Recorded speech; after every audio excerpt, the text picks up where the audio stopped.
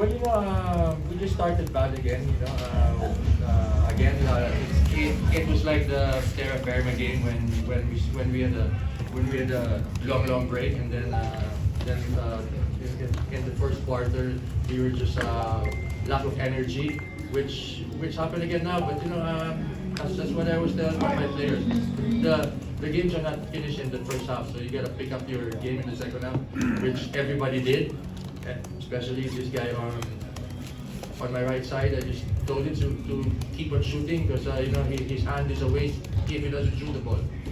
So he did it, and fortunately he played well in the second half. I think he had 5 or 4 3-point shots that brought the game to about 15 points up, or from, I think we're down by 7, and then when Marcio was hitting his shots, I think it went up to 15, and it opened up the lane for Big Boy, for Junmar, sorry.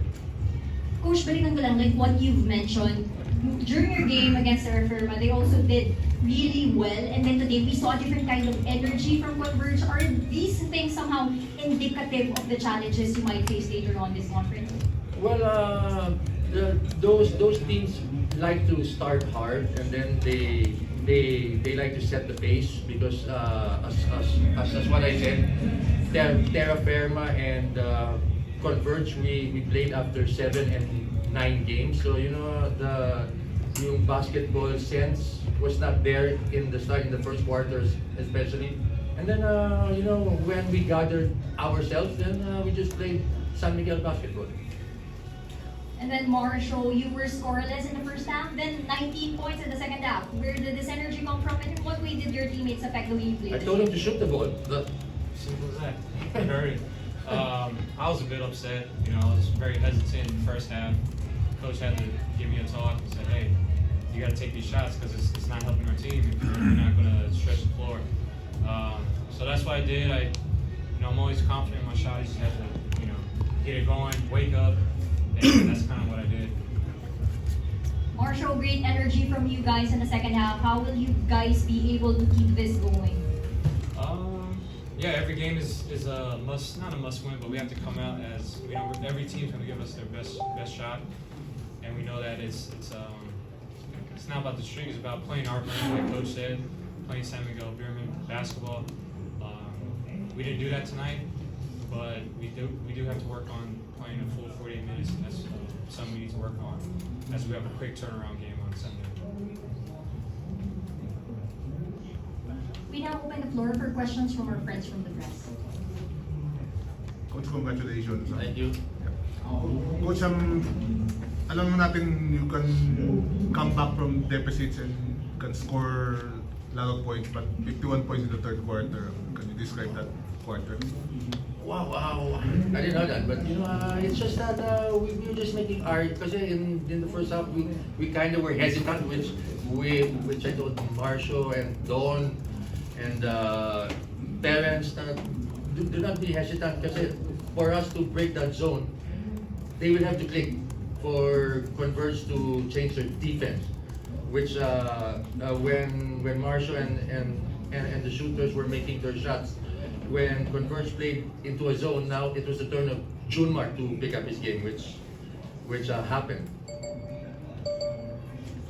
Marcio, any thoughts on that 51 point? Especially being part of that. Yeah, I feel like the first half they controlled the pace, the tempo. We kind of not necessarily fell into it, but we didn't necessarily look for our looks, and they're getting a lot of easy shots in transition. So Coach made a better adjustment in the second half, controlling our tempo, not falling into the fast pace, and just if it's there, take it, be aggressive, take those shots, and that's what we did to help open up the lead.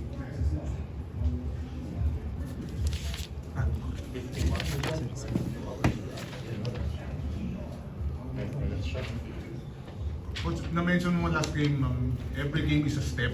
You got this 6th step. Man, this is the 6th step. We're going to our 7th step on Sunday. And yun nga, Coach, medyo busy kayo this next few Weeks, yes, that's right. So I think we're playing 5 games in 2 weeks plus 1 out of town game. So we just gotta rest and be prepared for the teams that we're gonna play against. Coach, the start of that fourth quarter, Converge seemed to make a comeback rally, and most of it was due to Alex Thompson. He scored 26 points in tonight's game. What's your thoughts on him as a talent for the 5Rexers and being this young, exploding for 36 points? Well, he's the heart and soul of that team, you know. Whatever Alex does, Converge will follow. Yung players nila will follow. So, for your question is, I think he's a great fit there, and he brings the energy to that kind of young team. So that's what those players need, like Alex to give him advice, to give them advice, and to bring their energy, because it's a super young team, and Alex is kind of the mature guy there, and he's doing a great job doing it. And for you, Marcio, of course, what was it like just having to defend and play against him? Just for context, both of you guys scored 5 buckets from beyond the arc, so he was kind of matching your firepower from the 3-point area. Just like Coach said, you know, he's going to be a cornerstone for that franchise in the future. So it's good to see him, you know, helping his team, being a leader. You know, he played well tonight. Give him credit, and you know, we should expect more of that for his team in these upcoming games for him. Back-to-back na yata yun at 30, diba? Back-to-back. 32 against the last game, 35 I think now, or 36 now. So he's playing great, which I'm happy. Hasha. Dave. Ah! Salam. Marcio, ah? Why come second? Marcio, ah? Sa'yo. Okay. This is the sixth straight time you face these ghostwriters in answer all the questions. No, the way your players played remarkably and excellently. How did you assess the King San Miguel sustain the winning streak all the way to the quarterfinal, all the way to the finals? Yeah, I just tell my players, if we share the ball, we're a great team. So if we don't share the ball, we're not a great team. So in the second half, that's what we did. And for us to sustain that, we have to share the ball. Marcio's turn now. You beat Hilibra San Miguel, strong contender for the title. Now, all the other teams are not stronger compared to Bangladesh Hilibra. So No, that's not true, because no. the teams I'm playing are on top. Yes, but the way your players play, it is quite difficult to beat your players because they have defense and possess and has 2 good centers, Bahardo and Taula. Now, is this part of the can you utilize all your advantages to produce as the tournament progresses?